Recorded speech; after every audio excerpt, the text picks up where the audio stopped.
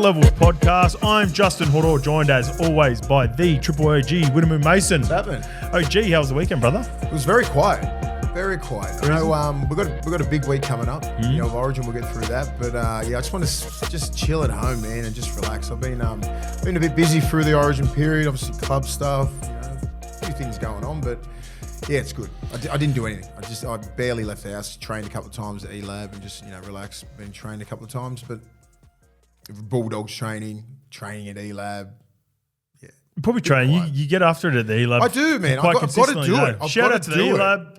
You had a session with Chang on the weekend, did you? Something like that. I think when you get to, like, oh man, I'm 43 years old. You just got to get it. It's got to become part of your routine and not something like, oh, I've got to go train. It's just like, I'm training. Like, and that's it. It's like non-negotiable. And that's probably where I am in life, which is good. It's just part of the schedule. So it's a good thing. It's not a ball ache for us either, right? No, we both man. enjoy doing E-Lab's fun. It was good to see old Chang. Haven't seen for a while. Old-fashioned smash up. He's smart. When Chang thinks about his sessions, you're fucked. Yeah.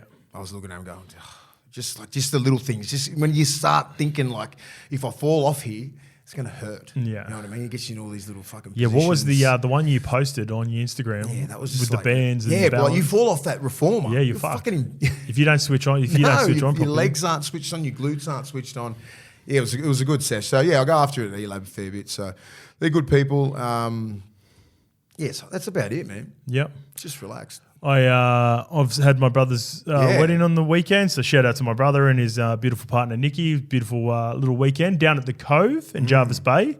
Nice little secluded place. So missed out on the footy. Had to catch up on Phone the footy. off. There's no. Did you say that? It was hardly any reception. That's good. It's not a bad thing, man, to unplug. It's the best.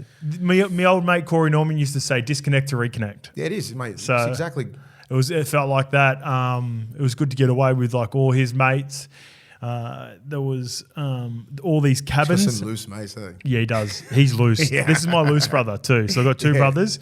He's the wild child, and he's settled down heaps since he's met Nikki. That's good.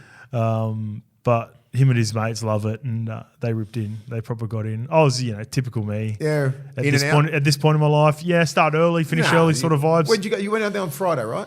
Yeah, down Friday, got down there in the afternoon. Oh, first of all, I went down to the Manly's captain's run. That was I really enjoyed that as well. That's a good concept what they have there. It was. Like bringing all the back rows in, like just say your sixes, so you're part of the back row there obviously for 3 or 4 years. It was good. Like, looked like it was some fun. It was nice, mate. So there was a bit of a stuff. There's a bit of a stuff. Yeah, great to see Chocky there, and I think that's big for the club because I remember at the time not good times at the end. It wasn't right, but I ran into one thing I want to do at the end of the year. I called you straight away. I want to focus on a bit of an OG podcast where. I think it suits you more than it would suit me. Players a little bit further back. I think like a Nigel Vungana. Yes. Ruben Wiki. Yes. Blokes like that. I was thinking about it when you gave me a call. You went, we need to do something with the OGs, like the older ones. Like I think that'd be awesome, mate. Like I'm happy to be involved with it, right? Or we do them together, or maybe I just set used to face off and speak with an OG. But two of them, obviously, first Chocky. I hit Chocky up. He reckons he's not doing a podcast after what happened at the Hello Sports podcast, and he made the Hello Sports boys who they are. He reckons he did. He's claiming it. He goes. No one knew who they were before I jumped on there. So he says that all the time. He did that on their congratulations for the 500 episode, and the proper OG that that we both know, who was my under-20s coach, Jimmy Dimmick, said he'll jump on. Yeah. Blokes like that I love. Jimmy Dimmick, he's got the stories of doom. Yeah. So you got to understand, through the 90s, they were the kings. Like, it's like talking about we're talking about the 50s now. Like in the 90s, you know what I mean? Like it's just, that's the different. And that's the back end of their careers, the 98, 99, that's when I was coming through. Yeah. So there's so many things that, they went through Super League. They went through a hell of a lot, man. They changed the game. Yeah. They changed the game. Yeah, they were part of that little bit, like the mid-90s, that the whole game changed. The whole landscape of the game changed. Money coming more involved. They went from, not being professional to full-time. I want to know, I always asked, when I was lucky to play Bradley Clyde and Ricky Stewart and all those older blokes that went through that whole thing. With Darryl Halligan's, Rod Silvers. They made some cash, eh? Yeah, man. Probably, mate, you're on 50 grand. Next minute, you're on 450 or 800 back in the 90s. You're buying it. I mean, everyone thinks that rugby league players earn a shitload of money. like it's not relevant. You know, like you could buy a house in the eastern suburbs for, you know, just say 500,000. Like you can't buy it for less than 4 mil now. Yeah. You know, you could buy that Times straight change. cash back then. You know, Newcastle, like Joey bought his house for 500,000 or something like that. Tinkler bought it for 4.5 mil. Thanks, Tinks. Joey's set up for life. Because it was Joey's house right in Merriweather. Like it was just times had changed. Like the 90s was before that big boom and like That's these a good guys. yarn. I'd never heard that before. Man. We've got to get Joey. Joey's a king, man. Joey keeps his. But Joey's got to do it for us. Joey's good, mate. Like I catch up with Joey every now and again, man. We just catch down. We just have a coffee, just talk some shit, and then you know, it's real. Like we sit there for an hour. Bang, he's got things to do. I've got things to do. Yeah. But we just go down to Bronny. He lives right. You know, he's a mayor. He thinks he's the mayor of Bronny. Going for a surf every morning. He surfs all the time. He's in a really good place, Joey. I used to do the 440 run in the hills all the time. So every now and again, I'd catch him when I'd get in a coffee. He'd be strolling back in or just going out for a surf or going to do the surf check. Anything that keeps him at peace, man. Yeah, it is, eh? Surfs like 4 hours. How the fuck do you do? Got his little boy, man. He loves Lewis, loves it. You know, like he's in a really good place. It's good. Yeah, that's good. All right, we're rolling on to what's coming up, OG. We're filming this Monday, it's 19th? 20th? 20th of June. I was trying is it? Yeah. No, 19th. Yeah, it's the 20th because it's the 22nd is Wednesday, yeah. But look at the... I swear the 21st was Wednesday. It's right on the 22th, so I couldn't quite see what it was. So it wasn't until you said 19th. No, it's the 19th. Is it? Yeah. Oh, So the 21st is the Wednesday. Okay, yeah. Come on. Oh, you got me slipping. You got me slipping because I'm thinking about the girls' origin already. Yeah, 22nd. Already, come on, bro. Fucking oath. All right, so we are going to be heading up for the Origin in and around Suncorp. New updates on the Ivy Blue rooftop. So unfortunately, we got commitments in and around all day at the tab. So we're just going to be doing a meet and greet now at the Ivy Blue. It was miscommunication, wasn't it? Between we'll take some responsibility, but between a few things, we meant to do the whole thing like the 12 till 3 with Ivy Blue, but obviously we've got. We've got other commitments in and around it. So if you bought tickets, you can either get them fully refunded or you can get them on a voucher. We're going to be there anyway, so you can pick up a voucher on the day, and then obviously that gets you. Drinks if you're going to be chilling there all day. So we're going to be there from 12 to 2. Still going to get amongst it at the Ivy Blue. And then we've got to leave. We've got a couple of commitments. We've got some street talk, mates. Yeah, it'll be fun. That's always a giggle. So we'll be getting around with the Shepmates are back involved. So those boys are going to be with us. We're going to be obviously getting reactions with all the Queenslanders with you. I'm going to be I hope we win. I'm going to be shit like I did last year. I'm sitting on the fence this one, OJ. I'm sitting on the fence. It's going to be intense, man, because you haven't been to a game at Suncorp. I can't wait, mate. It is next level. I mean, we had a great time in Adelaide. Yeah. I have been. No, I have been. You have? Yeah, but it was so long ago I forgot. Well, then it fucking must have been ages ago. No, but you know what game I went to? It's different. I was playing at the time, or I was a pup. So I played New South Wales Residents. The game before, remember when Justin Paul picked up Stephen Price when he was knocked out and dropped him back on the field? I was at that game. 2010. So we were, it was before that. Nine. It must have been 9. Yeah, it was 9. I was injured in 09. It was 9. The reason I remember it was 9 because I was 18th man against the Titans before that game. And then I was 18th man a couple of times in 09. And then I obviously didn't play. So then as soon as the game was finished on Monday night, I didn't get any training camp, went straight into residence and then played and we got dusted by Queensland. Yeah, right. But you didn't experience the whole Caxton thing. No, we're not even close. That's what I'm saying. Like when we're at Ivy Blue, when we're at the Paddo, when we're at Gambaros, that's where it all is. And we'll be doing street talk there and we'll be walking down to Suncorp from Gambaros and that, and then walking back up. Like last year, I was talking that much shit. I was so confident. And the amount of shit that I copped on the way back was fucking brutal and well deserved. And well done to Queensland. I'm pretty diplomatic when I go New South Wales, Queensland. Of course, I want New South Wales to win. I'm not going to sit there and tell you that Queensland's going to win. But I did get a sense of what you deal with on the daily on the lorry, and being a New South Wales legend and whatnot. Because when that happened, you got to remember, right? We're all in New South Wales kit, residents, not 19 to 21, 22-year-old kids. Yeah. And then they just did that. And remember when Lockie just ends up grabbing the ball, putting it up, and then they get in that fight? Yeah. That was that game. So then they started launching when I think it was maybe someone might have got sent to the bin or when they were coming off the field, all the Queenslanders started launching drinks. Crazy, man. So we got up as New South Wales players, residents, and we started to get beers thrown at us. And then brutal, we were like, oh, fuck, ducking and just having to get it. Because we were in a full team, 2021 New South Wales residents players. And then, but yeah, obviously we didn't get to see what happened before and after the game because you're straight back to the hotel, get changed, mixed with friends and family, and back in those days was the Normanby, straight to the Normanby. Yeah. But it'll be an experience, man. It was good because the last, obviously been injured. Retired for a couple of years. I do some stuff with Matty Hill, IPE, like their corporate stuff. Does a good job, like entertaining, like people before the game, during the game, after the game, all that kind of stuff. So I always do some work with him. It's with former greats like Gordon Tallis, and like Gal might be there. Like Tong does some things. He does a good. Beaver's always up there. Yeah. So we're always doing the rounds like that. I've seen the Beaver. Beaver was there as well. Beaver's always he was the OG. Oh, back to that. Sorry, before we finish off. So they stuffed up on a couple of the position groups because Glenn Stewart wears the 13. I think they're going to put him in the locks group. So Chalky caught up with Gift the day before. Yeah. And he's, what time are you going to get to this captain's run tomorrow? And Gift's like, what are you talking about? It's weird, And Chalky's like, fuck. But back row's the back row, right? Yeah. When you say back row now, like it's 11, 12, 13. It should be 11, 12, 13, right? Locks just don't. Locks are never by themselves. Yeah, and also Jamie Bura, who I'm obviously really close with. I messaged Burr and Burr goes, I didn't get the invite.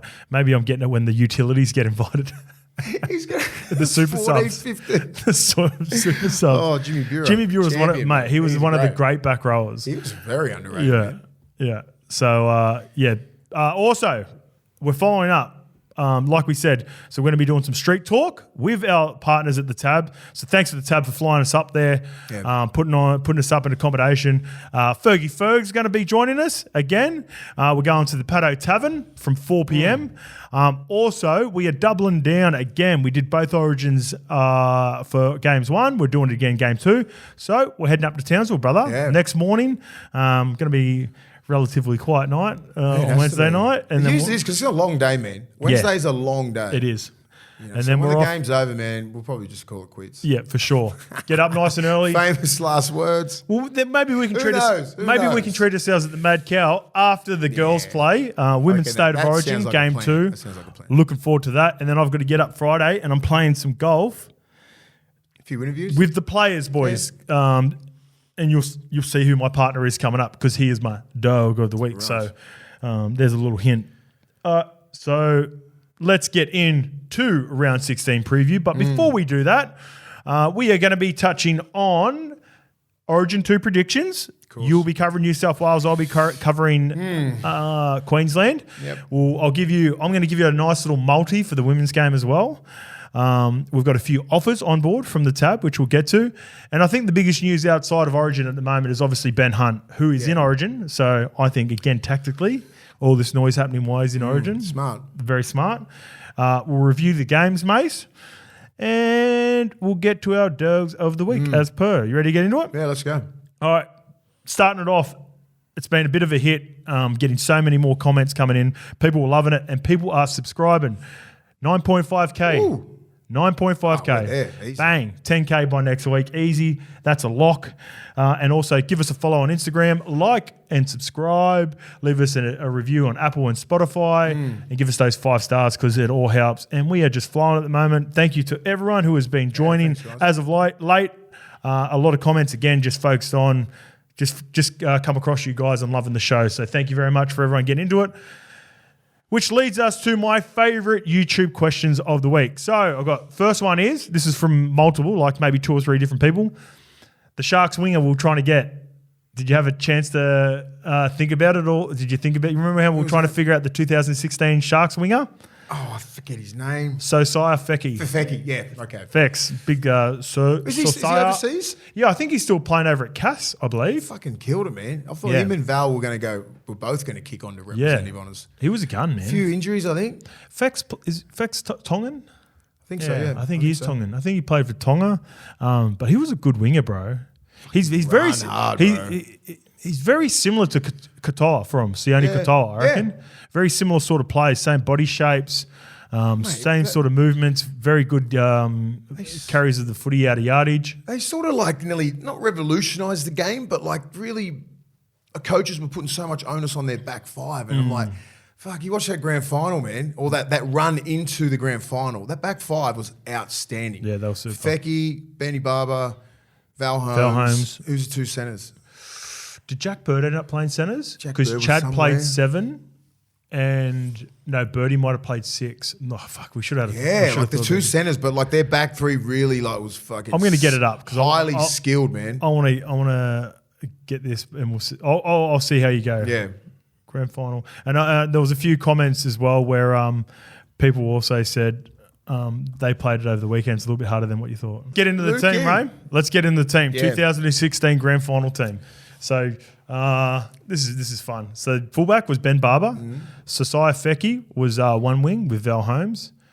I can't even get one centre. Was it Jack Bird? Yeah, Jack Bird's one centre. Left centre. I remember he was left centre, right centre. He's the right centre's over there now in the Super League as well. He played a little bit over there. He's a hard one. Oh, no idea. I just keep thinking Brent Pomeroy, but nowhere near it. No, Ricky Latelli.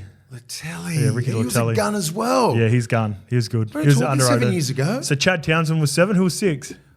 Fucking Maloney. Yeah, Jim Maloney. Yeah, I totally forgot about him as well. He killed it. Front rows. Fafita, Pryor. Yep, Pryor. Hooker. Ennis. Yep. Luke Lewis, Wade Graham, and Luke Lewis, Louis, Gal, jeez, 44-gallon drum. There it is. I'm not even going near the bench. That's it. All right. The bench was Gerard Beale, Chris Hinton. Beale?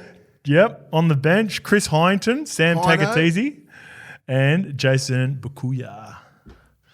Jared Beale, I swear he's going to be in that'll be... Oh, if you try to get that team, No way. there's no way I'm getting Gerard Beale. No way. And I loved him too. He was a great player. I didn't know he played for fucking... He was such an underrated player. He was outstanding that year. Yeah.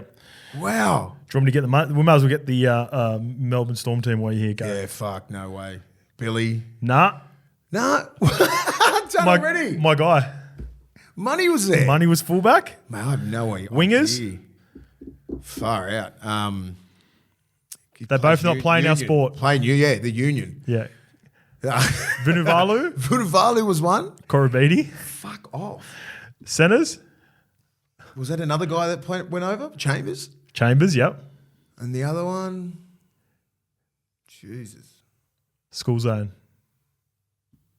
Oh, were you there when we called him School Zone? Chase Blair don't care. Oh, Chase Blair. 2016. Because guess where we are? We're in the south of France, bro. Yeah, I know. This is a hard one. Yeah, 6 and 7. You won't get the 6 either. You won't get the 6. Nah, Cooper Cronk and... Oh, my God. I wouldn't have a clue. I wouldn't have a clue. The 6 is Greeny, Blake Green. Yeah. Balake Green. Fuck it. The Bromwich brothers and Kafusis, I suppose, in the Yes, forward a Bromwich front row. Cam Smith. Yeah. Who's the other front row? Jeez. I wouldn't even know. Jordan McLean, right. All right. Because he played in 17 as well. Think about the back rows. Try to think back to that. No. I could have swore. It was before his time. He might have been the year after or just after that. Yeah. So Kenny would have been on the bench. Kenny's on the bench. Yeah. Wow. So 11 and 12. Hoffman? No, he'd gone to the Warriors. I thought he'd come back. Yeah. 2 Kiwis though. When you think about it, you'll get it. 2 Kiwis. Oh my God. Nah. Kevin Proctor and Tohu Harris. Wow. Good players, man. And the lock, who's the lock? Dale Finucane. Yeah.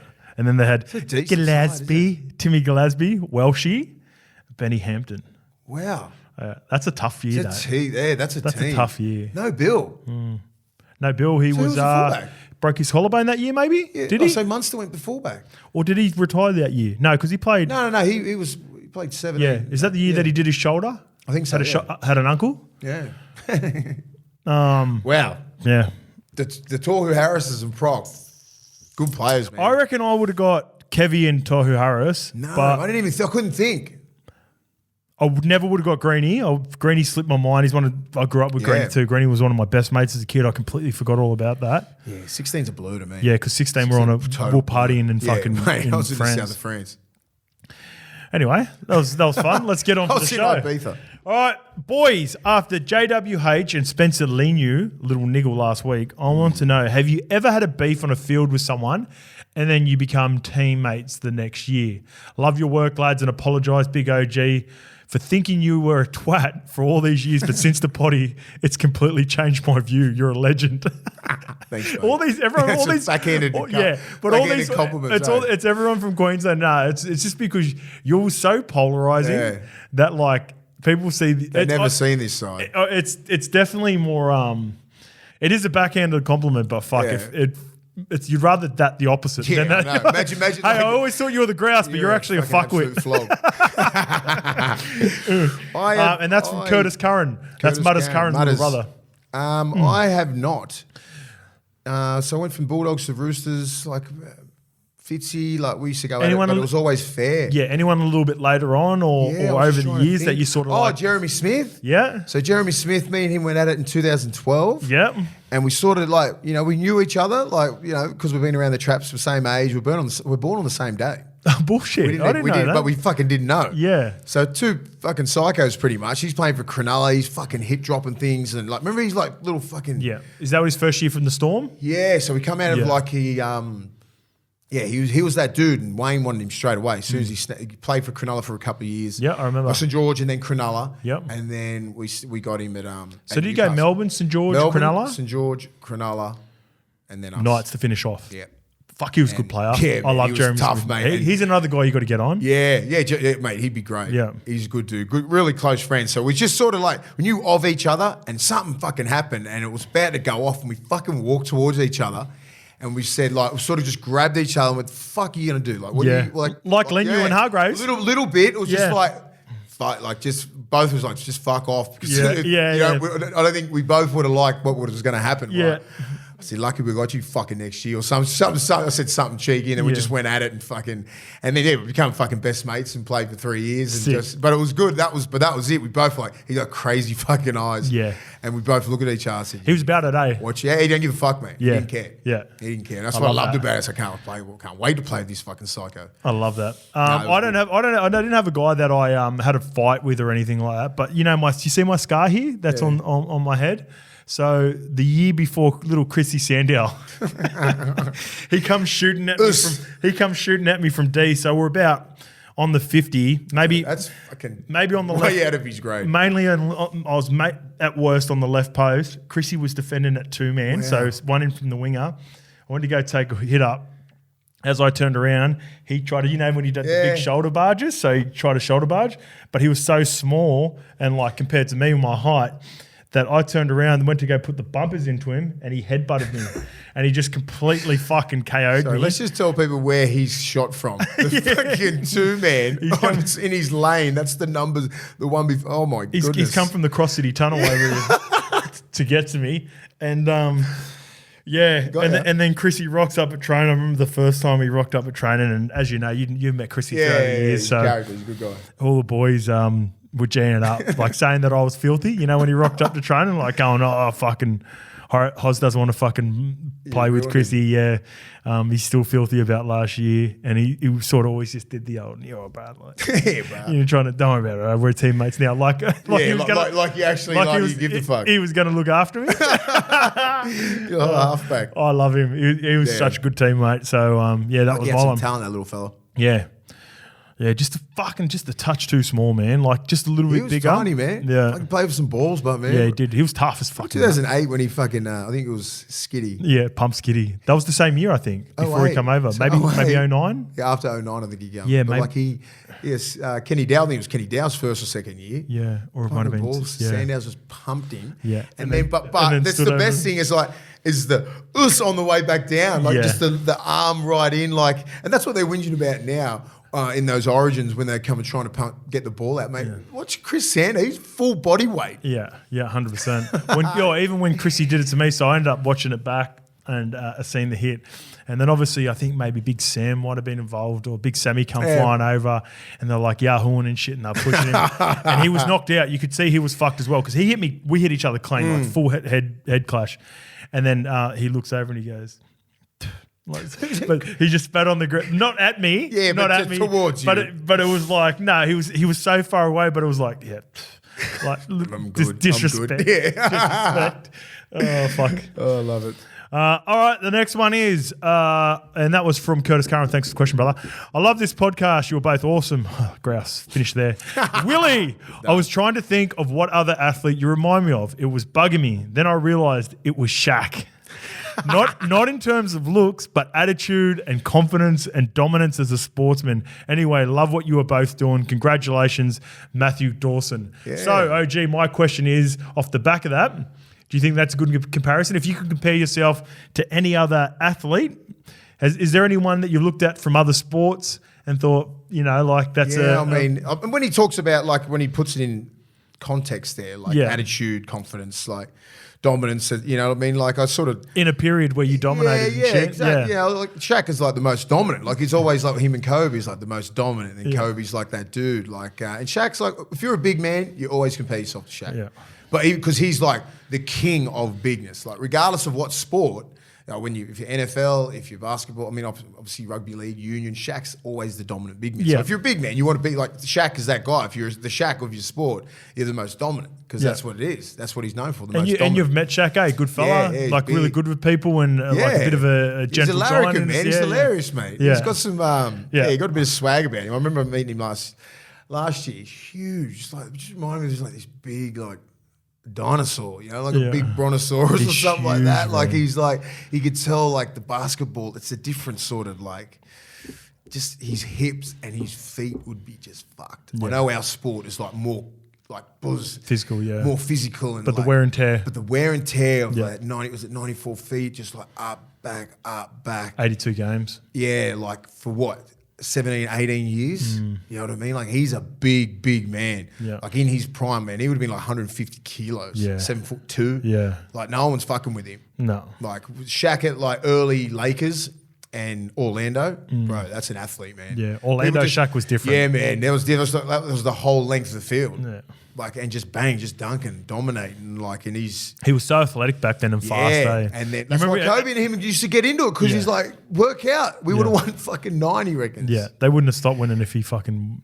It's the diet. He used to come back overweight and shit. Imagine being Kobe having that mindset, like you fat motherfucker. Like it's just. But imagine being Shaq, where you're the most dominant person in the sport. Imagine how hard it would be to tell him, like he and Kobe still did. Yeah, like, that's how many balls he's got. Yeah, how much I love that. He's got. Yeah. All right, our biggest takeaway from round 16, OG. You wanted to kick one off. You messaged me. Like I left it. You know those voice memos. I left the voice memos for myself. I'm like, what is my take? I said, like, do we have to play these games? Like you're risking injury. I know that we can't, but I think the NRL can sort of fuck around with it, like and have a sort of a rep round, whether it be over 4 weeks or 6 weeks, like they do in the Six Nations in Europe. Yeah, I'm not sure how they have like 4 weeks off, 5 weeks. I'm not sure. Don't someone find out for me there. But just say if we did Origin over 5 weeks, just say 5 weeks, every 12 days. So what? It's Six Nations. Do they have a? What's the question? 6. I just think like we can have a break in the NRL from round 13 and then just do like a rep round where we play Origin over the month. Just say we get Origin over in a month, like every 12 fucking days. Do your math. And then have like a Pacific Cup where it could be like a Six Nations, like Australia, like New Zealand, all the other nations, right? Can I quickly jump in? Yeah. All right, so when you said this, the Premier League have a mid-season break in January for 2 weeks. It's a bit of a freshen up. Sometimes they do it when there are internationals on as well. They have a bit of a break.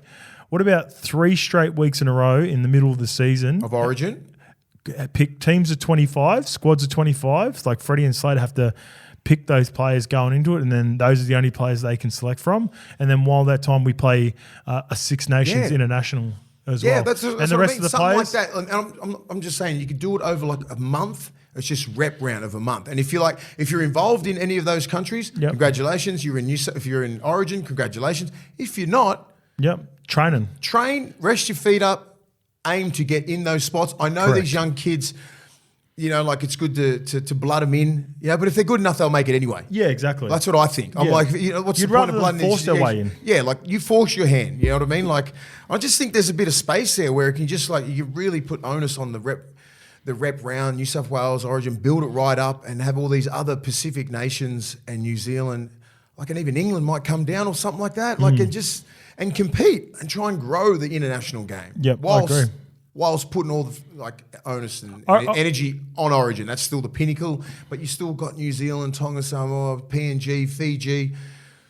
Fuck, man, I don't know. Like, they can really do something with this sort of this part of the year, because it's fucking boring, man. Yeah, I reckon you could go 8, so there'd be 4 games, then it would go to 2 games, then it would go to 1 game. Yeah, so just say your 8 best international teams. So just say, for instance, you couldn't do Australia, right? That's where it'd be. Yeah, but even if you don't have Australia, like Australia playing, like State of Origin, Queensland versus New South Wales is basically the best of the Australian teams, bar obviously the Pacific Islander players that play.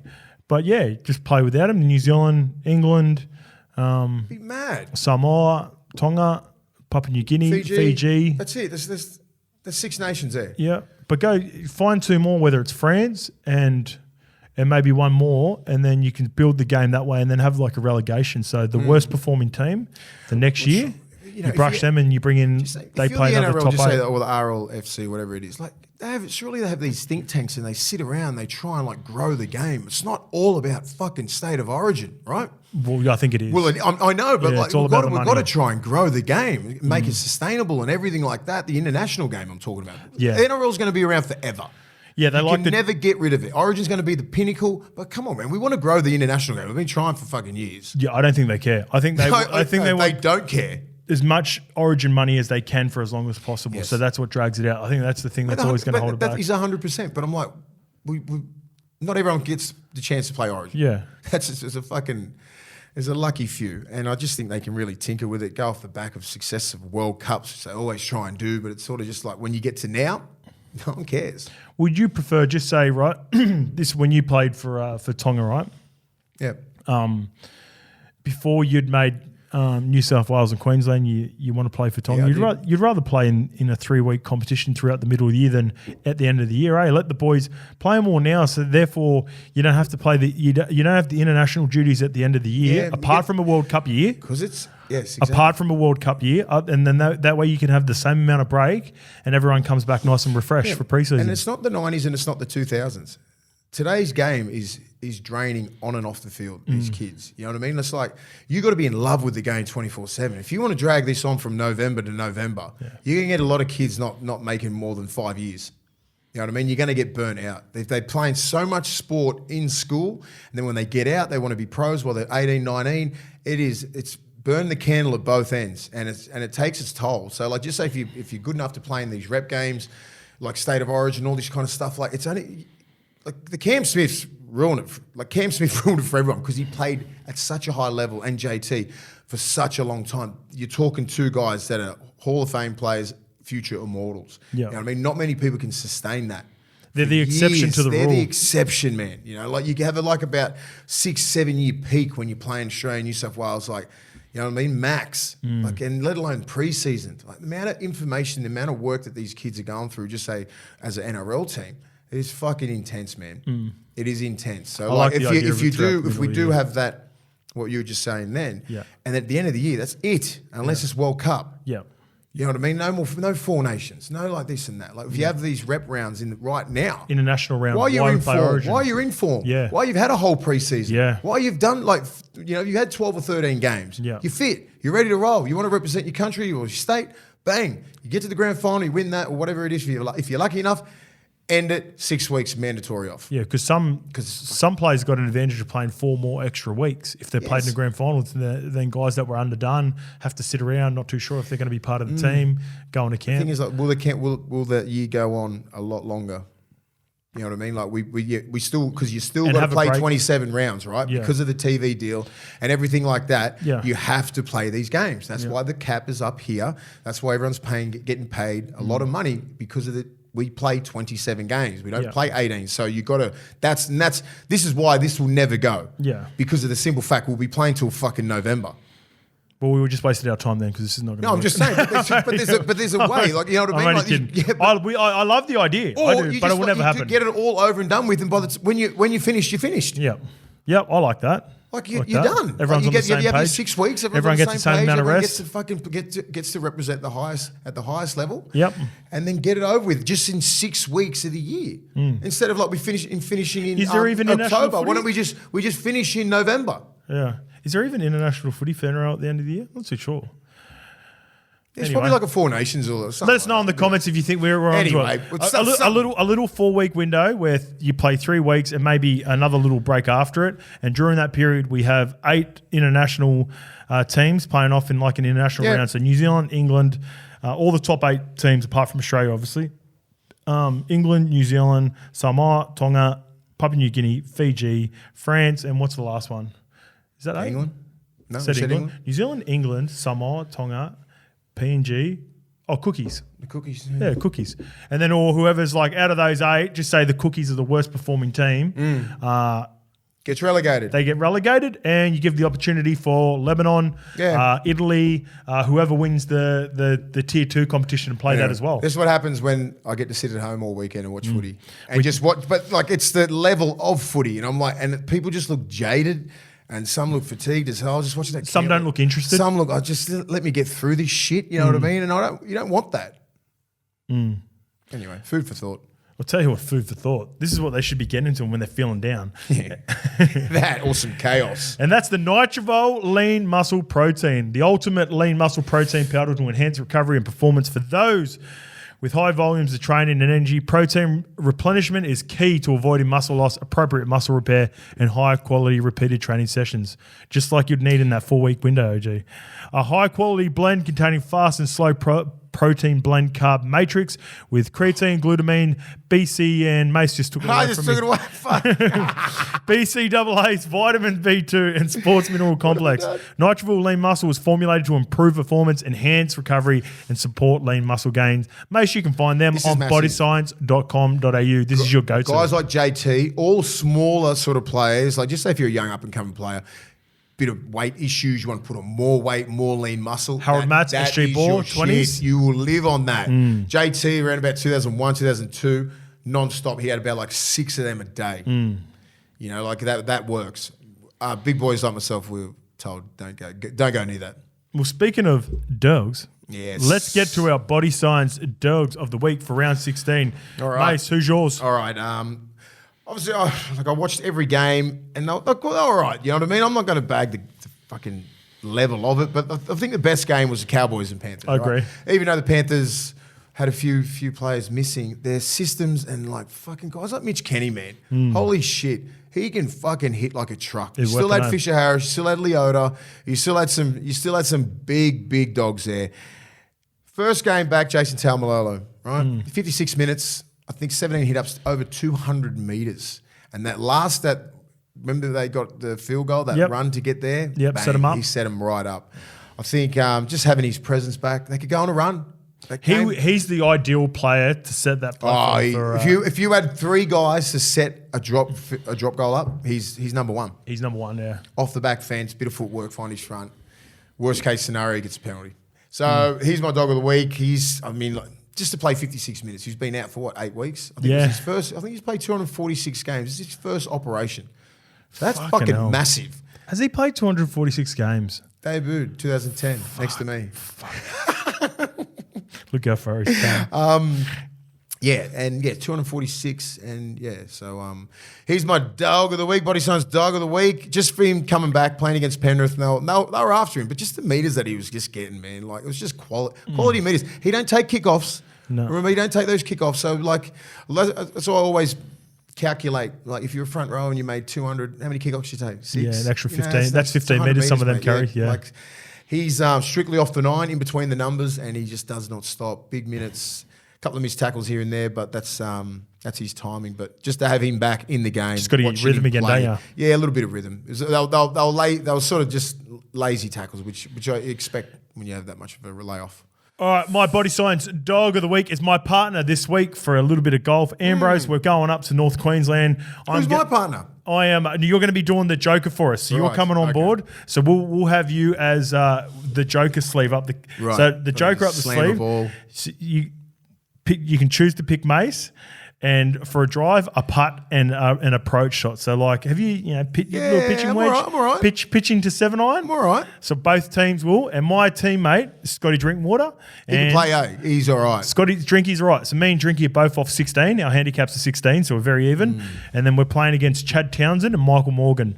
Morgs. So Morgs goes good. I was thinking about Morgs the other day. Morgs is like a tame version of Munster in a way. He is, but he's got it in him. Yeah, he's got I might that bring dog it out in him on Thursday. All right, we'll see.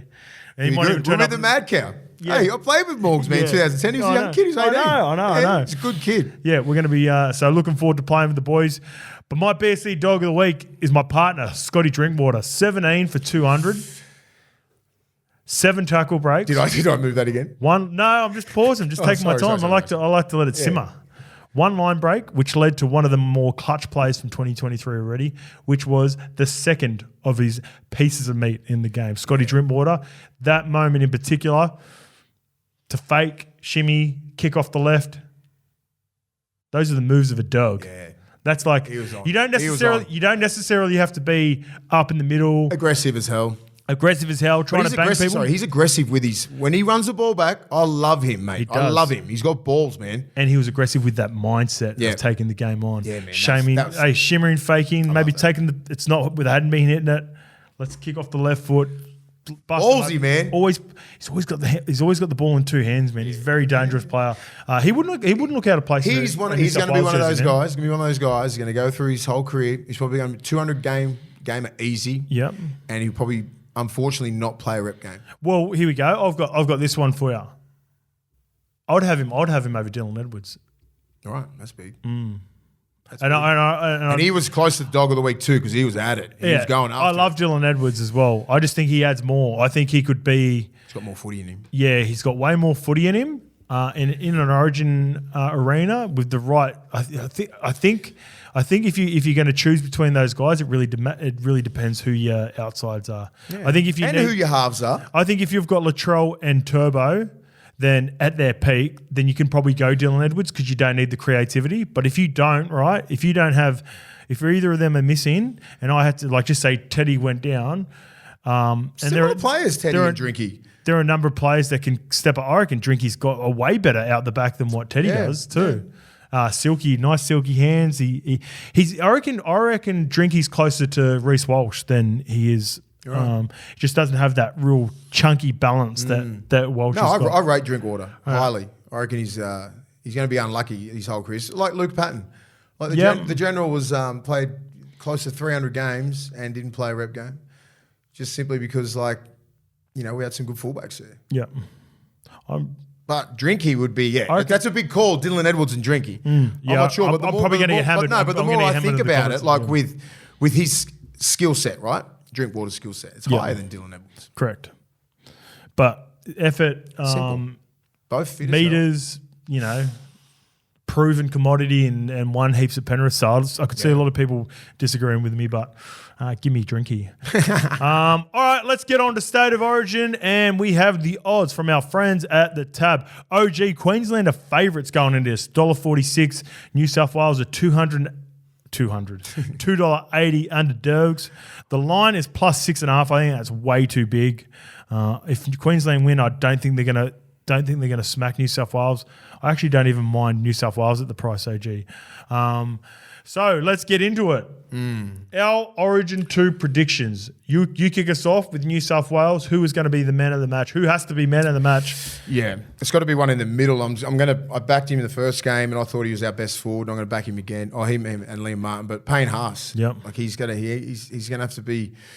have to have the lion's share of meters in there and really dominate go at Carrigan, go at Flegler like he did. He just needed a little bit of help.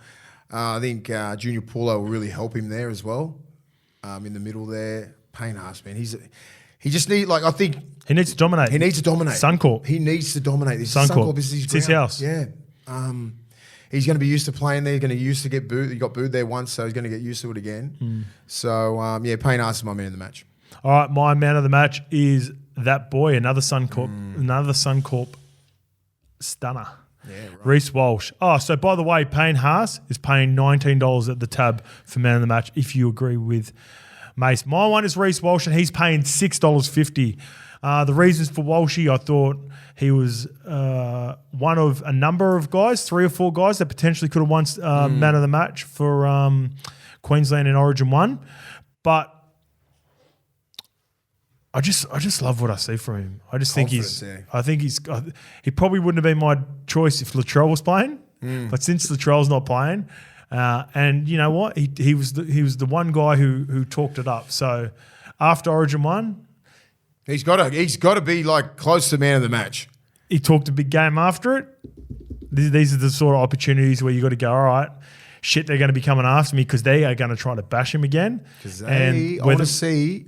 Obviously, like they'll know his intentions again, who he fucking runs at. Do you think he still comes back at that same sort of carry? Well, everyone's going to be waiting for it. It's like where Carmichael started doing that shit. It's just like we want that all the time. Yeah. But it was like it's who he ran at.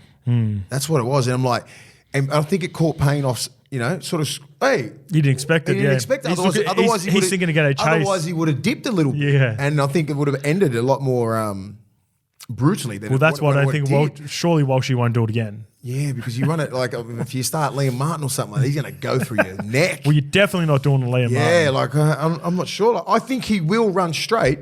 It'll depend on who. Yes. You know, if Cook's starting or Robson, I'm not running at Robson. No. He's going to pump you, bro. Yeah. I think it's a tough run regardless. He got us slip in game 1. Moses. But you know what?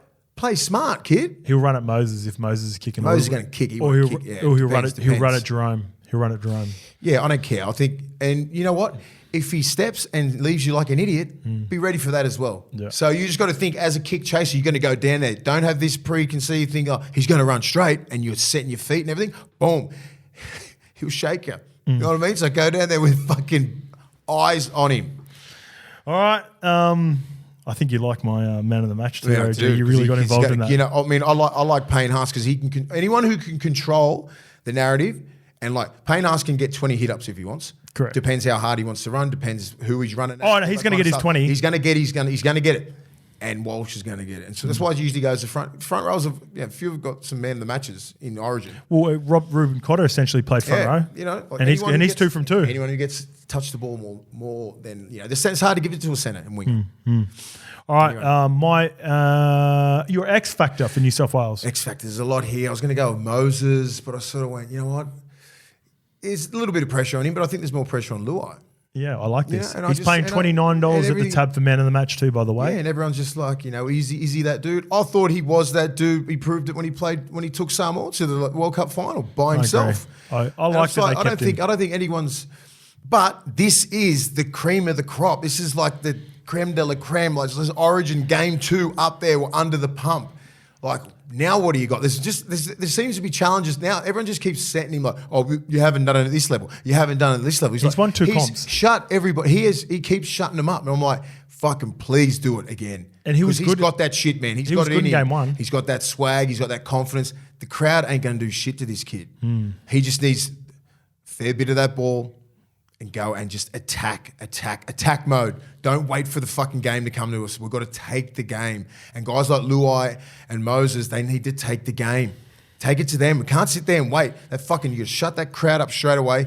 Get them out. Because if Queensland get that Queensland roar, bro, they grow another fucking leg. It's ridiculous. I like it. We need to shut them up, man. Jerome Luai, $29 at the tab for man of the match. Now, my X factor might seem like a funny one because he's the skipper and he's the halfback, but I'm going Daly Cherry Evans. I think my mate's going to kick you to death. If Queensland are going to win this game, I'm surprisingly more worried about New South Wales in this game than I was in game 1. And if they win this game, going into game 3. I just think mentally there's a bit of a fuck around with Origin at the moment where the team that you want to be that underdog. You want to be that underdog. And this is what I worry about with Queensland, right? So the one way you beat Queensland, I reckon the one way Queensland, in my opinion, can't go into this game thinking they're going to win 13 plus. They've got to kick them to death. They've got to get them in good spots. They've got to get nice early ball. And I think, I'll have my final score a little bit later on, but I think we could see a couple of big either repeat sets from your mate Daly Cherry Evans, a big 40-20, or even just nice, really good placement because he's put the heat on Mitchell Moses already. He's already said there's levels to this shit. So I like Cherry Evans. Daly Cherry Evans, $11 for the skipper for man of the match. So I think I'll be having a little play on both Reece Walsh and Daly Cherry Evans on this one. What about if there's a weakness that you're worried about in the Queensland team or Queensland in general, what is it, Mace? Well, I just think Suncorp can be used to their advantage, like in a massive way, and it can be used to New South Wales in a massive way as well, because we've never been in this predicament, right? Where we've lost game one and gone up and had to fucking fight for it and fight for our lives for the series in game two at Suncorp.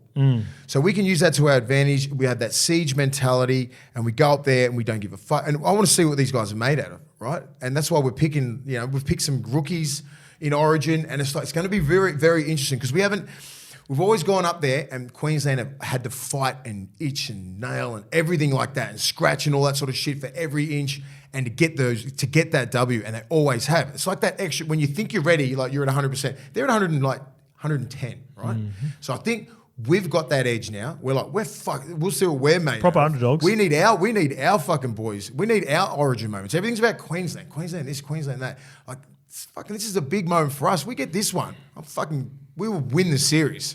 See, I think we'll win the series. If we get this one, we'll win the series. I just think we can use that for our advantage. Like we'll let Queensland go, all right, they'll be that cocky. Just they don't put it out there because we're the underdogs. That's their mentality. But fucking when the doors are closed, they're the cockiest motherfuckers in the world. I swear they've got that swag. I know. I'm used to seeing Cam Smith and Cooper Cronk and JT. I know what they're saying. Yeah. I know Billy. I've played against those boys. They're friends of mine. I know I know Nate Miles. On a few drinks. Yeah. It's exactly how they feel. A little side eye. You know what I mean? I'm like, fuck off. You know what I mean? Because I've seen that look and I know what it's like. Yeah. And I've been on the other end of it. And I'm like, we've got the opportunity to go up there. You think you're the grouse, but we are. Shit. Yeah. We just won 10 series in a row. Shut up. I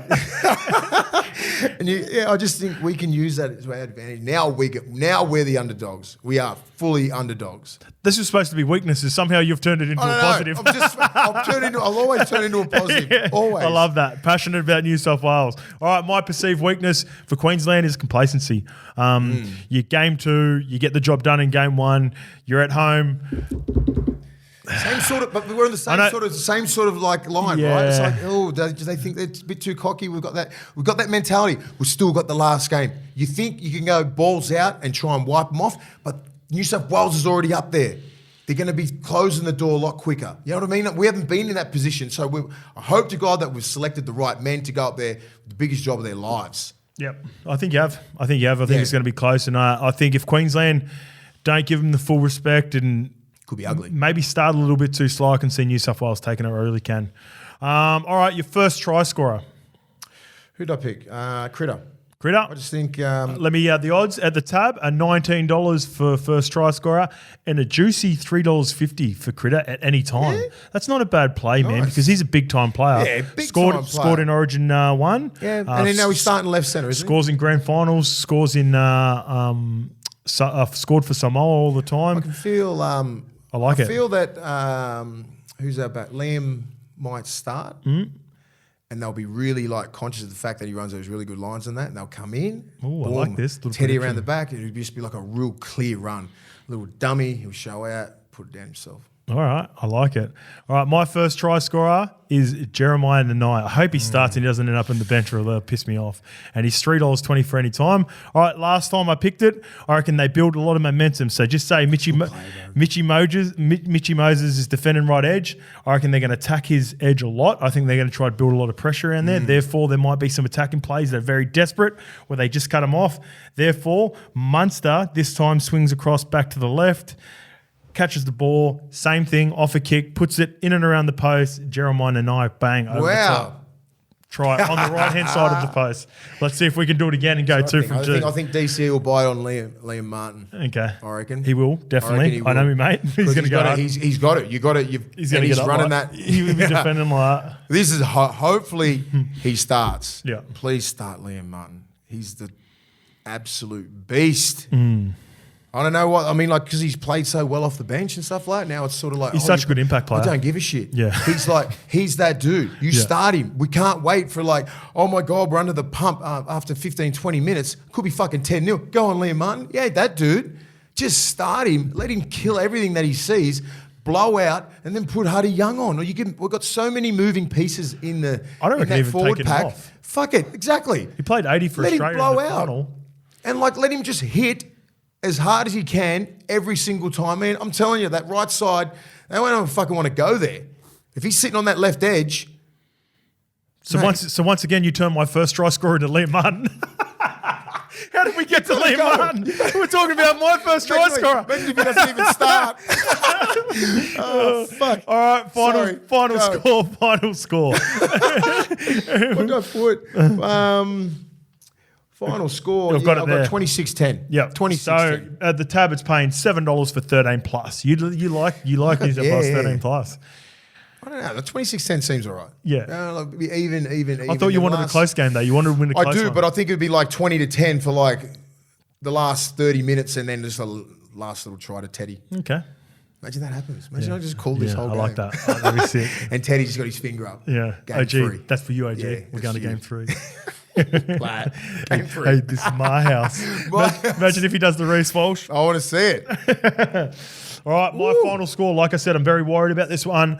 As a Queensland supporter and good mate of mine with in Cherry Evans, obviously you want to see him win. So therefore, I've got me mate, and I had him there for the X Factor, kicking a field goal to win the game with 3 minutes to go.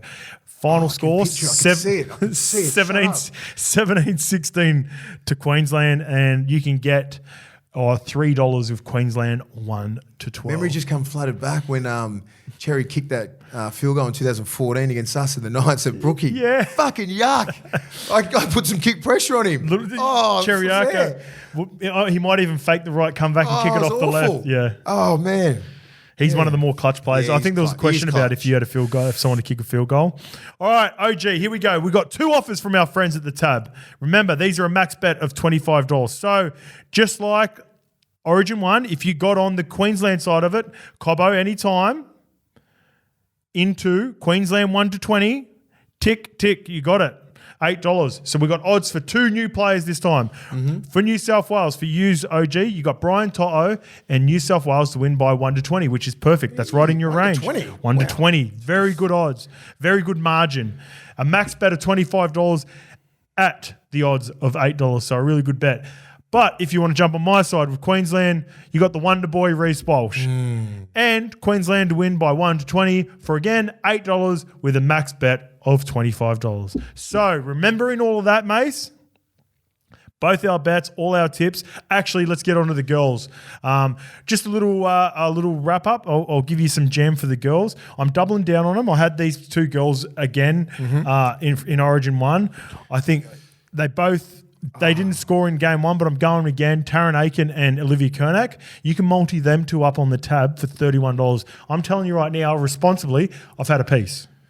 All right. I've had a piece on that, all right? I really like that bet. For two try scorers to score and $31, that's way over, so really good bet. And I think at least one of them could cross, maybe 2. On paper, though, pardon me.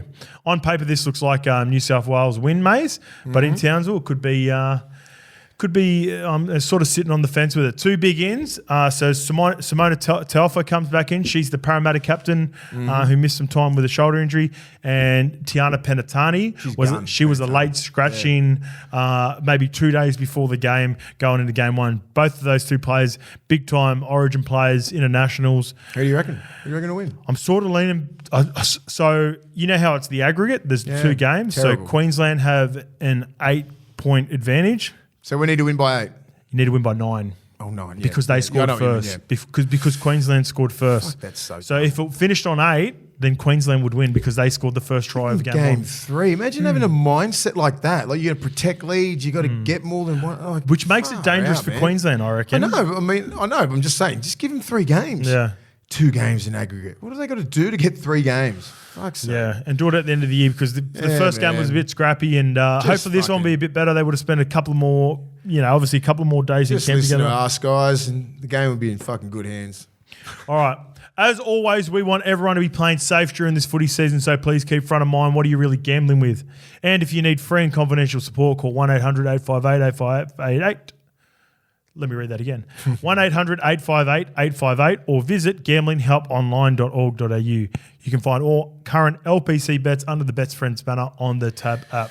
Quick one. Yep. Just say if you're New South Wales, right, and you heard Reece, even though Reece said that, 2-3 weeks ago, it's old news, you're not fucking forgetting it. No way. You're not.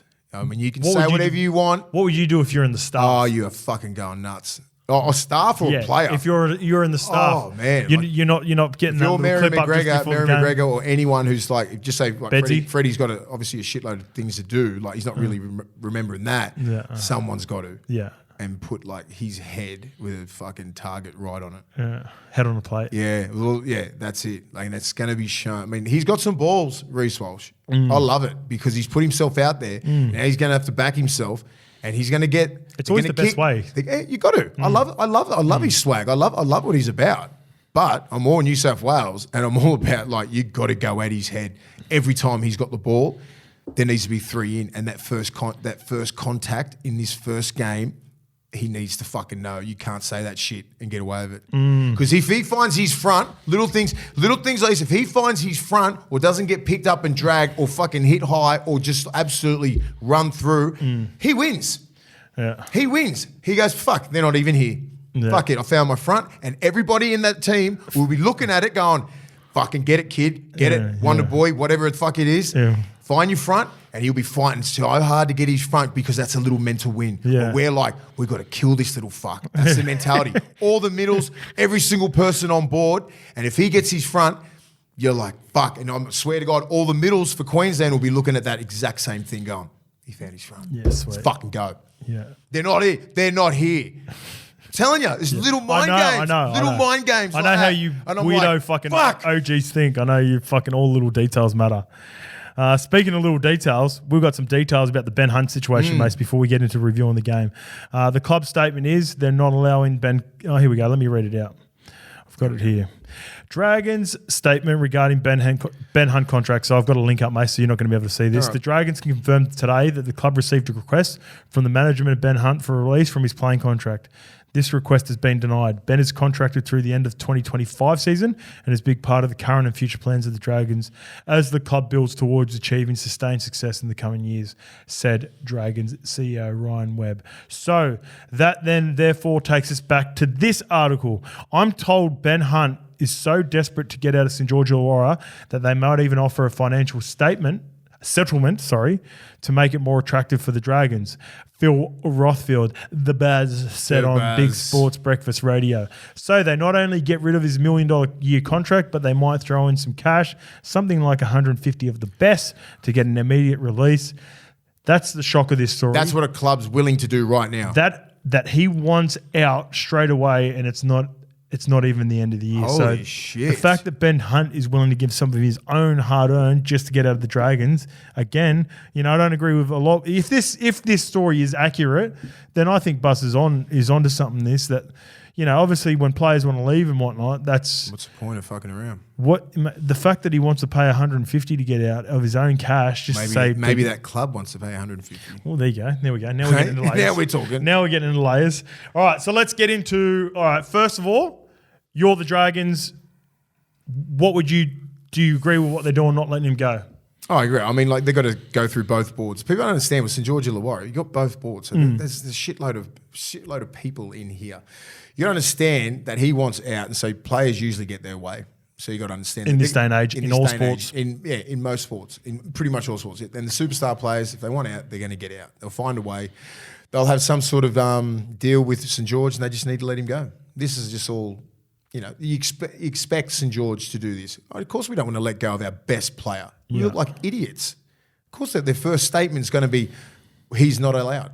Like, he's like, no worries, Ben. Yeah. See you later, mate. Like, so thanks for the last 5 or 6 years. But yeah, you can go if you want to release. You can go. You're under contract for another 2 years, but you're fine to go. But, of course, but Mace, the salary cap that it would relieve, therefore, to go after other players. There are some positives. Yeah, there are. I mean, but they've got to come out like they are now. Yes, we're not letting him go, and we've got to fight for him. But they'll be behind closed doors having chats. What do you want? to the manager, what is this? Blah, blah, blah, blah, blah. Let's get something sorted. If I'm the Dragons, I'm wanting a player in return or two for Ben Hunt that are contracted. So it's going to be hard enough to recruit players now with all this drama that's happening. So if I'm Ben Hunt and he's potentially going to the Dogs, he's been rumoured. The front runners are the Dogs. There's chat around the Roosters. There's also chat around the Queensland teams. Titans and even the Broncos, right? Yeah, wow. If I'm the St George Illawarra Dragons, you want to swap. You want someone out of that. Yeah. I actually don't mind Ben Hunt leaving for as good as he is, because I think we've seen enough from Ben Hunt. I think Ben Hunt, the way he played against, who did he play against the week before? Was it Panthers? Rabbitohs. Ben Hunt can't possibly do any more for that club. He's not the answer. And they just held on against a Rabbitohs team with, he's a talent, but he's not talented enough to carry this team at this point. So what they need to do is they need to get compensation for him, and they need to clear up some cap, and they need to balance out their squad. At the end of the day, you don't want a player who doesn't not want to be at your club. And as I said, of course, St George are going to come out and say, no, we're not going to grant him a release. That's the right thing to say, because everyone's, you've got to get the right people on your side, all that sort of shit. But this is all smoke and mirrors, man. He's going to get out of his contract, and it's when. It's not if, it's when. Does he get out before the end of Origin? Does he come back? Look at all the shit that's being said right now. Does he play Origin on Wednesday and he comes back to club? That's interesting. If you're a player, if you're like DeBellin and all these sort of guys that are St George juniors, do you want to be with? Do you want to hang? Do you want to? I think the players down there would understand. You're very professional. They would understand. Everyone's a pro, but I'm just saying, if you're a St George Illawarra junior, from Shell Harbour or something like that, and you've got this guy, he's a Queenslander, first of all. No, mate, so let me finish off one thing, because you were about to say it. I think there will be some players that'll be in the locker room that are going, fuck, man, you're our captain, you're our best player, we don't want you to leave. And I reckon there'll be half the squad who'll be going, they'll understand. Fuck, just go, bro. Yeah. I've been in positions before where I've been with players or whatever, and contracts haven't gone exactly how you think they're going to go, and you just... get out of here, man. Have a look at, just say when Ben Hunt was under the pump, they got Hook in because of him. They got McCulloch down there. They got Maguire down there. They try to fill players around him to make him feel comfortable, right? Normie. Normie. So he was comfortable with all these players. They've bent over backwards for Ben Hunt, but it's just not working out. At the end of the day, it seems fucked if you're St George, but he wants out. Players usually get what they want, and this is the truth of it all. This is it. He's going to get out of his contract, so you might as well let him go now. I think you might as well, because why would you want to play around there right now who doesn't want to be at the club? Is it good? Is it a good look for the juniors, for the young kids coming up? Is it all that sort of stuff? There's a lot of things to be. Well, I will say in St George's defence, and this is even though this seems like a diva move, despite all this, Ben Hunt always performs for the Dragons as well. So just say they don't let him. He's been arguably pissed off now for the last 18 months because Hook's name's been his name was on the chopping board for at least 12 months, and he still went out and performed for the Dragons. And Hook gets sacked, and he still comes back from Origin and plays fucking grouse against Penrith and grouse against the. So if you are the professional, isn't he? You can just turn it on. If you are the Dragons, he is going to be professional and he's going to play well, because that's what we know from Ben Hunt. But I think for the betterment of both. A little bit similar. I know they're not similar players, but the same as what Brooks has done and not gone back to the Tigers. Yeah. I think these two just need a divorce. He looked good in blue and white, but he'd been looked there. Then obviously, it's just all right. Let's just say for the Bulldogs' sake, if you're the Bulldogs, and if I'm the Dragons, I want some players back for Ben Hunt. And if he's going to go to the Titans, I want some players, and they don't necessarily be just say I'm playing GM. I'm playing GM. Take Kicks and Burton. Well, no, you're never going to get the big dogs, right? Yeah, exactly. But if you get an established player like Ben Hunt, if I'm the Dragons, I'd go, give us fucking Oluwapu. Yeah. That's what they'd be doing. Yeah. Give us up Oluwapu, and I bet you know who else they'd be going after? Preston. Yeah. They want the young guys, because what they want to do is they want to get guys that are locked up, that have contracts just the same as Ben Hunt. Yeah, they want to hurt you as well. And then let me play GM for Dragons against the Titans. So if I'm going trying to get fucking Tino. Not Tino, because you're not going to get the established guys again. So you're not going to get the Burtons, the Kick-Owls, the Foxes, and you probably don't want the older guys in that anyway. You probably want the young guys. So again, Who would you want from the Titans? And that's not. Then you start looking at the Jaden Campbells, right? The Mo Fotuaikas, right? So they're probably not going to give up Tino, probably not going to give up David Fifita, but then you see guys like Mo Fotuaika who's probably going to need an upgrade soon. So you get a Mo Fotuaika, you get a Jaden Campbell. If I'm Dragons, all right, Ben Hunt, you're available, but fucking give me something back. Yeah, there has to be. You can't just go, all right, give me Ben Hunt, and then there's no compensation. You're gonna have to get something. Yep. Whether it be money or whether it be a player. That's what it is. I think it'll require both. I think Dragons play hardball in this. I think, we love our NFL, right? So this is why I get into it. If people don't know how my mind's working. People don't understand, like, this shit goes on, right? Yeah. People, please understand, this shit goes on. Like, this is a business right now. Ben Hunt is a business. Yeah. And treat yourself like a business. Like, people who's listening to this at home, like, he's treating himself like a business. He's 33 years old. And he wants to win a comp. He gets another 3 years. He's trying to fit into the right place where he can win something. So it's like, he's put everything into, like, Brisbane. He's put everything into St. George. Now he wants to win. He's looking after himself. Yeah. He's put enough into the game. And some players like this are in the perfect position now. Like, he can do this. This is what the game's come to. You can fucking do things like this. I've got 2 more years. Fuck it, I want out. And I will say that this situation is very unique as well. It is very unique. Very unique because he's a guy who's been a great servant for the club. They've paid him well. He's played to his value for sure. Like, maybe the first year or two was a little bit scratchy, but the last 3-4 years he's definitely played to his value. He's been a great player at Origin level. He's been a great captain. It's a very odd situation, but I think for both, moving on will be the right thing. And if I'm the Dragons, I'm playing hardball. You've got to be I'm getting compensation. For this situation, you have to be that unhappy to put your balls out like this. Yep. Right now, perfect time to do it in Origin. Get hide in Origin camp. And then great timing for everyone. Hopefully by the time he comes out, a deal's done. Beauty. All right, let's get on to round 16 review time. Kicking it off, we spoke a lot about the Cowboys-Panthers game. Yeah, the Cowboys plays in that. But Mace, Cowboys versus Panthers, 27-23.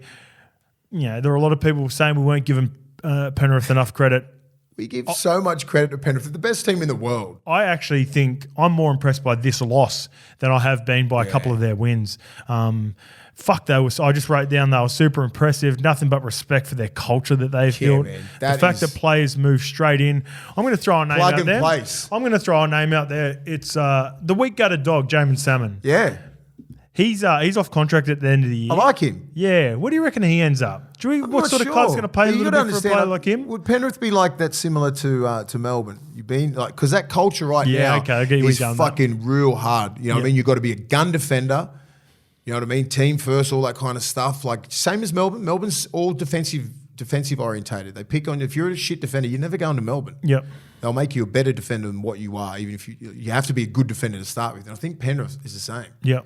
So when you go through all defensive systems now, it's all a mix of like the Roosters, Penrith, and Melbourne. They're all the best defensive systems in the last fucking 8 years. Easily, right? Yep. Since 2007. Yeah, in the last 8 years, in the last 8 years for sure. So guys like Salmon, like, is he a product of his environment? Is he just plug and play? I think he's a lock. Yeah, he's a ball playing lock, middle. Yeah. He can play. He's tough. He defends good. Like, he's like, just because he plays, he can play centre, he can play 5'8". He's got that skill set, but he's bigger than you think. I know he's big. Really, I didn't realise until like he scored that try and you had a decent look at him. You know, like, he's well built. He's well built for a lock, for a ball playing lock. You could do with him at the Dogs in a ball playing lock sort of role. I wouldn't be surprised. Serraldo as well. He'd know him better than anyone. In a good system. Yeah, he's never going to lock West down. Tigers. He's never going to lock down a starting position there. But the culture that they built out there and everything that he would have learned through that system, he'll go to another club and he'll be a high performer. He was nice, man. He played in the six, squared up nice. Yeah, same. I think he's been at the Panthers. He's won a couple of comps now. It's time to sort of go on. If he wasn't because he was Tigers first. Or do you reckon he goes to the Raiders? But like you say, was it Tigers?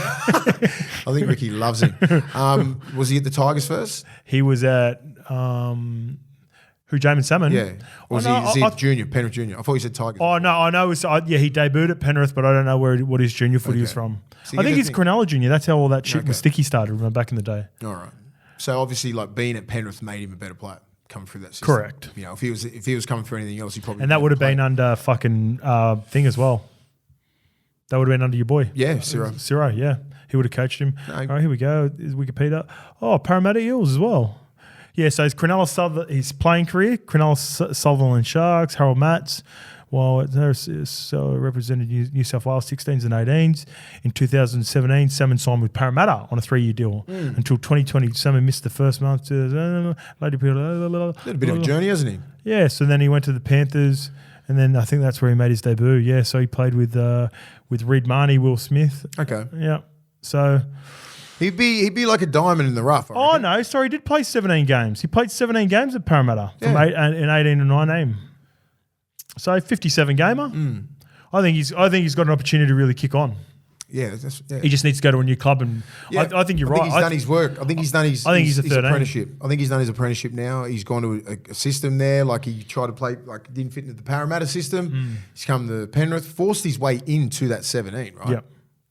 You know, so I think he's a 13. And he's like, he sort of showed humility in the fact that he's, you know, at one point he was a lock and then he sort of fell out of favour and he pops back in. So he was really good. He was really good for Penrith. Same as, again, like talking about their system, that Jack Cogger. Yeah. Where's he from? Cogger? I think he's a Penrith junior that's come back. Yeah. Looks like they haven't skipped a beat. Yeah, he went overseas for a little bit and then come back. Dylan Edwards was unbelievable. Edwards was outstanding. The front row was really good. Spencer Leniu. Yeah. But this is a game the Cowboys had to win. Are they back? Are they, Mace? We've been saying that for the last 3 or 4 weeks. I don't know. I think maybe Taumalo coming back and just having that. Jeremiah and I after Origin. Even though, Penrith had some players out. Fucking North Queensland Cowboys had some players out. Yep. That's even Murray Talangi. And then some key positions. Bell Holmes. Jeremiah and I think it's about it. Ruben Cotter. Yeah, jeez. Reece Robson. Right. Yeah. Oh, my God. Yeah. And I reckon those players mean more to North Queensland than the others do to Panthers. Ooh. In a way. I know, yo. I mean, you started saying it. Yo, Cleary, Luai, Crichton. I retract that immediately. Cut it out, Lukey. But it's nearly up there because you got Robson, you got Nanai, you're all starting players, all pretty good players, man. I don't think it's as far away as people think. I don't think it's as far away as people think. Please, yeah. But I was on the right track until I started going, stop it. More disrespect for the Panthers. Now Come on, Penrith boys. fans are going to fucking hate you more. No. I'm all in for the riff. But yeah, like you could see the impact, obviously, that Tommy Dearden had as well. You know, he was the guy that was missing, who was 18th man for Queensland, Origin 1. This time they have AJ Brimson, which allows Tommy Dearden to play. I really think in my heart of hearts, Billy Slater did this for the Cowboys.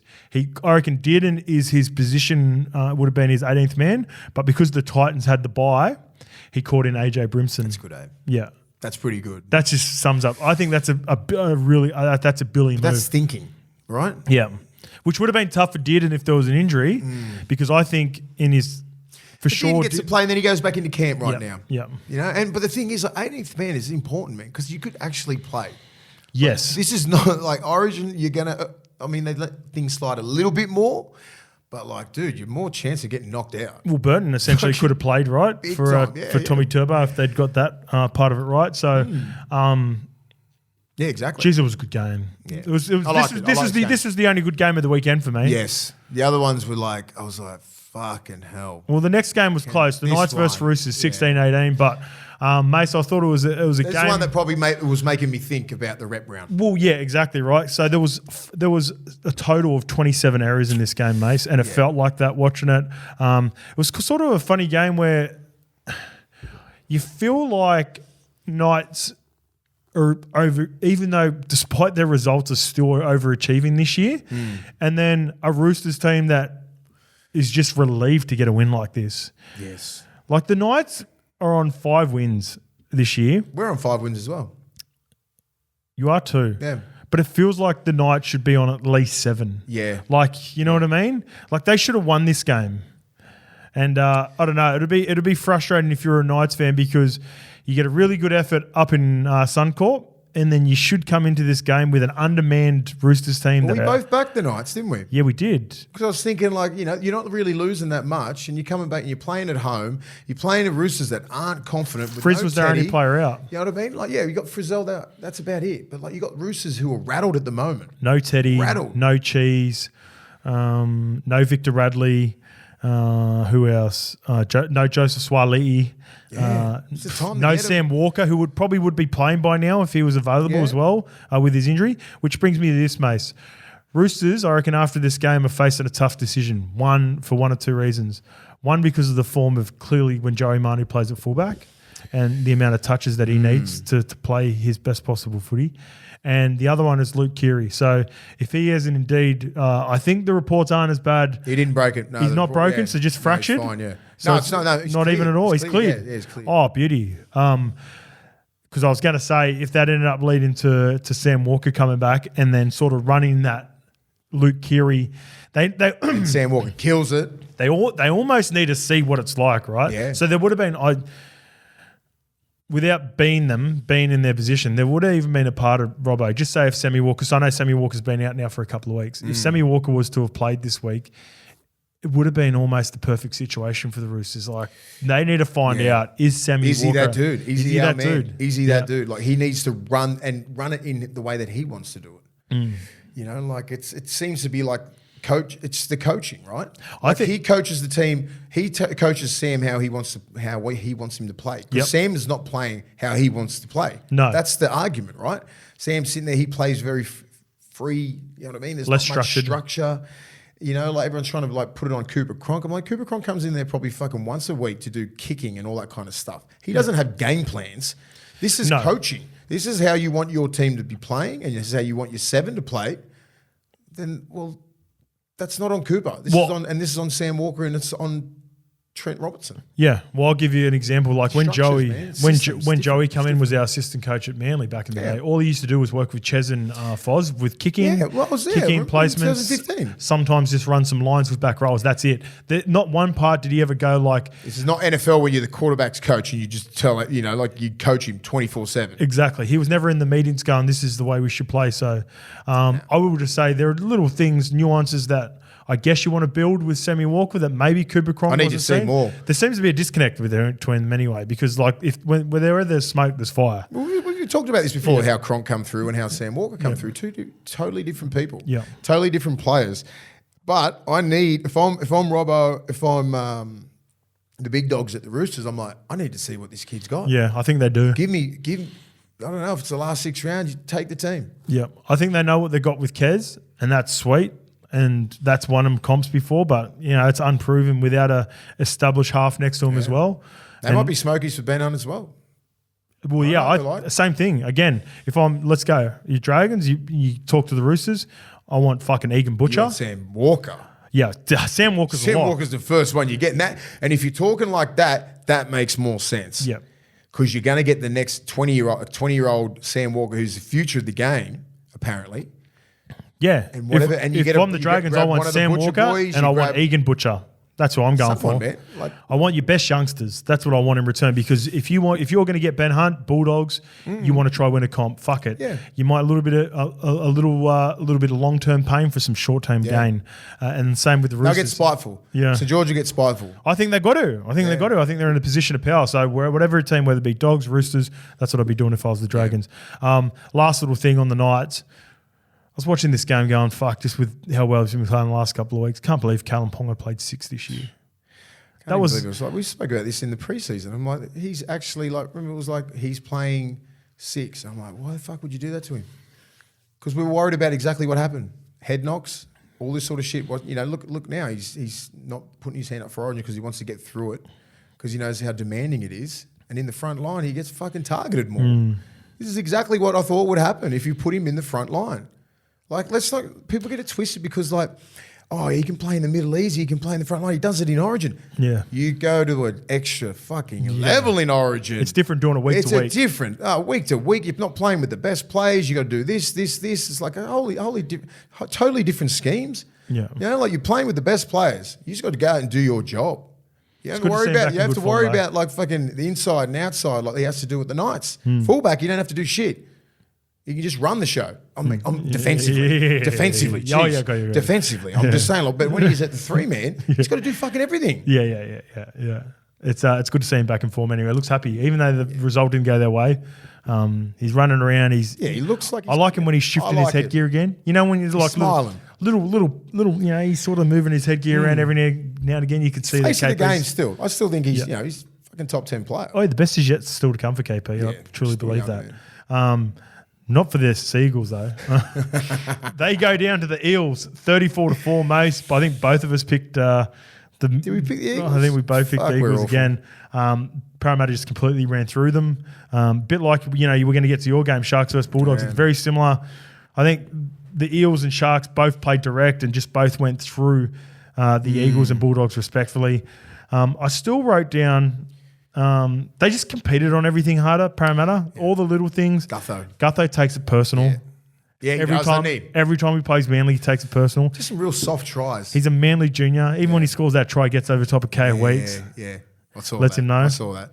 Gutho's he holds all the energy in that team. No Moses, no Dylan Brown, no Junior Paulo, but they had some young kids. Hopgood was going crazy. He's playing such a good year, mate. I think he's the buy of the year.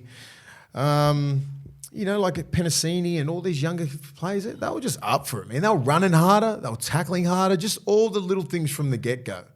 I'm like, Manly's off big time here.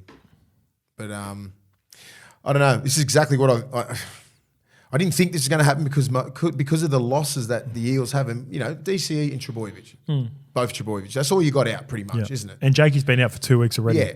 So you got 2 players out, and that's how important they are to that team. Well, I wrote this down. I honestly believe this, Manly full strength can win the comp. Full strength. 1 or 2 of their outs, notably Tom Trbojevic, they're not even a top 8 side. No. Look, he has, and so like that pressure, you know, you think about the injuries associated with Turbo. Do you think intrinsically the head noise of being so relied upon? Because Ches goes out, Ches is different. Ches has played in this team now for the last couple of years. He's super resilient, about to play his 300th game in like 5 weeks. And he'll go out and put in a performance no matter what. And it doesn't matter if the side's winning or losing, he's still going to play to his level. Like he's going to kick, chase, do all the little things right. With Turbo must just be going, watching that game on the weekend, being in Blues camp going, I've just got to, like, literally. But the thing is, I have to be an 8 out of 10 minimum for us to win. Minimum, and we can do something. But everyone just seems to lift whenever he's in the team. Like the performance against the Dolphins and the Raiders are chalk and cheese compared to Newcastle Knights and Parramatta Eels. What I just saw on the weekend, then I was just like, what the fuck is his team? Yeah, like all their forwards, you know what I mean? They just weren't at it. No connection, eh? Yeah, just like. It's an awful game. Too relying on him, man. Yeah, man. Too relying on him. I will say, a captain's run, I ran into Shuey. Like, I had a chat to all the boys as well. Fuck, man, Shuey's looking extra fit. Yeah. I reckon this is, obviously there was a lot of chat around the pre-season regime that he had and then some words after or whatever that meant. But, fuck, he's looking good, man. He's got some talent, man. He just needs Turbo. Just their middles. Middles got dominated. I think Turbo equally needs Shuey as well. The middles got dominated. Dominated. But like that wasn't when I named the pack for Parramatta. I can't even name some of the players. Ogden was outstanding. Yeah, he only played like 30, 35 minutes or whatever. But Madison was great. Cartwright was good. Like they were all like they just ran harder. Yep. They just ran harder. They did little things. They kicked. They attacked. Back five was really good too. Yeah, really strong. Like Sevo was good. Yeah, they just looked just a little. Yeah, you know, starting to come into himself is Bailey Simonson. How fucking strong is he? He's starting to come into himself as a centre. Yeah. Is that the right saying? Come into himself? Yeah. Come into his own? Come into his own? Yeah. Come into himself. I knew it didn't sound right. No. That's what I say when I'm at home with Noosh. I think he's good. Yeah. He's Canberra boy, isn't he? Yeah, Canberra boy. He looks like he's put on some muscle, man. Yeah, he's beefed up a little bit, eh? Yeah, because I thought he was skinny when he was at We played grand final last year in the centre, remember? And I think there was more to do with they were struggling with they wanted to put Wonga Blake. Yeah, that's right. Wonga Blake. He's out of favour, isn't he? Wonga Blake. Yeah, he's been dropped now for a while. For ages, yeah. I think he was looking to get over to Union. But Bailey Simonson's having himself a nice little 4 or 5 weeks in the centres. Yeah, it's good. And it's good for him. They're trending up the Parramatta Eels. I still think they're really capped. I think they're a capped team. I think they missed their run, but they're going to be thereabouts. Was it Hands playing hooker? Hands has got to stay at hooker. Yeah. Hodgson has to give him some relief. I know Hodgson's been out for a couple of weeks with an injury. I think he might have done his calf or something. But old man's injury. and then Hodgson, you're better off having that because I think, I know what Brad's like. I know what the Parramatta need. They need that old experienced head, but you can still have him on the bench for that experience and that knowledge. But this Brendan Hands, I've seen enough from him now. He's got to stay out there. Right. He goes good.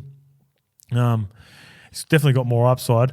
All right, moving on to the Tigers versus Storm. The story of the game. Shout out to Alex Swell for finally getting off the nudie.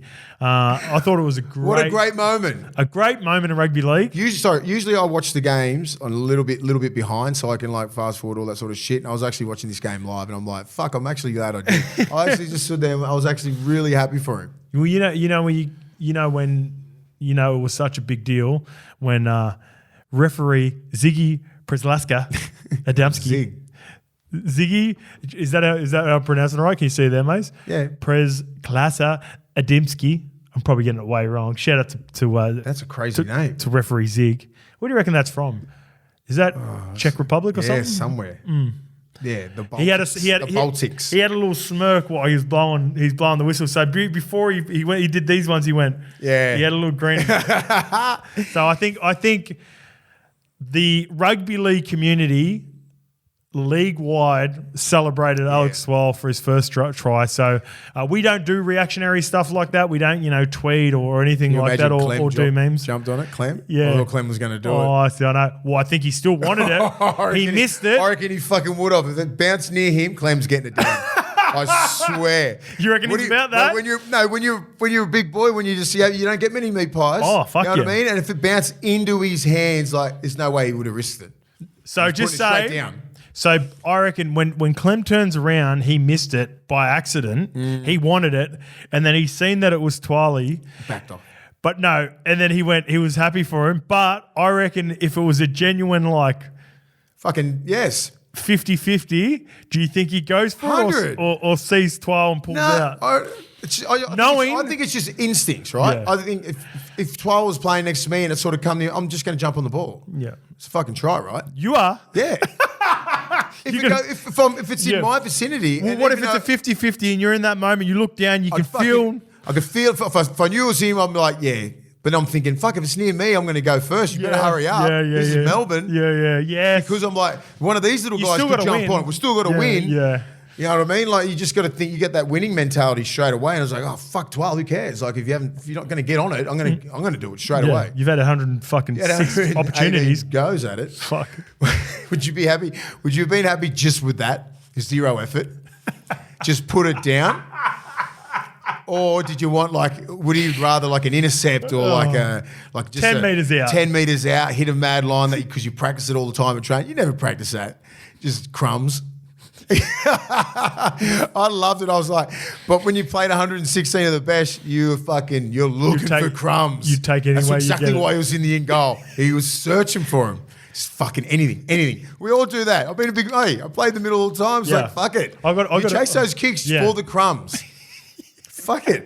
If you can't get one off the nine, I think in his heart of hearts he'll take anything. I think heart of hearts in his heart he would take anything he could get. But geez, it would have been a nice story to say he just went bumper. How was your first try, Dad? Do you remember your first try? Yeah, against Melbourne. How'd yours go?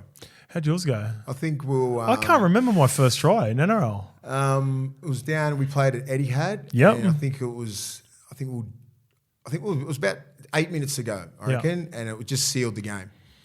Off Shifty, like a little hang play. Yeah. Boom. How many games into it were you? I think 10. I think it's my 10th game. Little hang play. I'm getting my Wikipedia up to find out when I scored my first try. Keep little going. hang play and like a little out in? Yeah. Oh, nice. Bang, and then hit me. It was about 10, 15 metres out, I think. And it won you the game? Yeah. All right, where are we? Against Melbourne, yeah. Oh, here we go. This rugby league project's good. You would have been 20 in, 10? I'm not too sure. I honestly don't know. Well, how many seasons do you reckon? No, it was my first season. Yeah. I scored 4 in my first season. I'm trying to where's my first try? Oregon 12. 12 games in, you reckon? Where's the fucking points? Oh, that's the whole of 2010. That's why I can't find it. Yeah, but it was good. Storm, what do you think of the Storm? Wait, 1 sec. I just want to see when I scored. Here we go. Try. Oh, it was against Newcastle. Oh, yeah, I remember that one. That was my first Round try 6? ever. No, it was so 11 games in, we lost 4-6. Oh, what a low game. What a low game. So what happened in that try? I think it might have been a grubber. You got the try then? Yeah, I got the try, yeah. I only scored 2 tries off kicks. Did you? Fucking I scored heaps off crumbs. kicks. Did you? Heaps. But my tries were like, it wasn't like dropped. I was putting a kick through. I used to get them. I used to chase those ones from about 2 or 3 out. They're hard to defend against, like the Jeremiah Nanai tries where they kick it in between the winger and the fullback, and then I chase straight like through. if you could bring the 3-man up and drop it in behind him, depends where that because it depends where the fullback, because the fullback ghosts right now. Because some of these tries that are getting scored was because of that. Yeah, they started ghosting around about then instead of the fullback right in behind the line. Yeah. But I used to do the one with Foz where he looked like in shape. He had Snakey out the back and then just last minute put a little kick in. Yeah, it's good. So like bang, pop. Yeah, I can't believe I can't remember my own first try. Yeah, I know. Parramatta versus Newcastle. So I think it was wet weather. Yeah, it would have been 4-6. Yeah, it was an awful game. And it might have been off a Hainsey kick. Hainsey put a little grubber in for me. I have to go back and look at that. That's shit that I don't remember that. Yeah. Can't believe a little bit of CTE. All right. On to the Storm though. Fuck. I wrote. Again, obviously it's pretty obvious. Will Warbrick for the best. Geez. Storm's right Strong, edge. isn't he? Storm's right edge has quietly become a problem for opposition. Last few years been a weakness, but the emergence of Warbrick and the return of Remus Smith. Yes. Fuck, Remus Smith's playing really good footy. He's a big problem, man. That's a good edge, man. He's a big body, mate. Alisi Katoa, Great defensively. Jerome Hughes, Remus Smith, and Will Warbrick. Yeah. They're looking all right. Yeah. They're looking all right again. I think they're that team. I think they're that fourth team. They are. Yeah. I think so. I like Warbrick, bro. That's no Munster. No Munster, no Harry, no worries. Harry Grant, man. Harry Grant. Big Nas. He's after. No Juzzy Fuck, Holland? he's big. Nas. When Nas plays on the edge, it's dangerous, it's like you running out there on the edge, eh? Yeah, it's like a reverse of you. You started edge, went middle. Yeah. He's middle.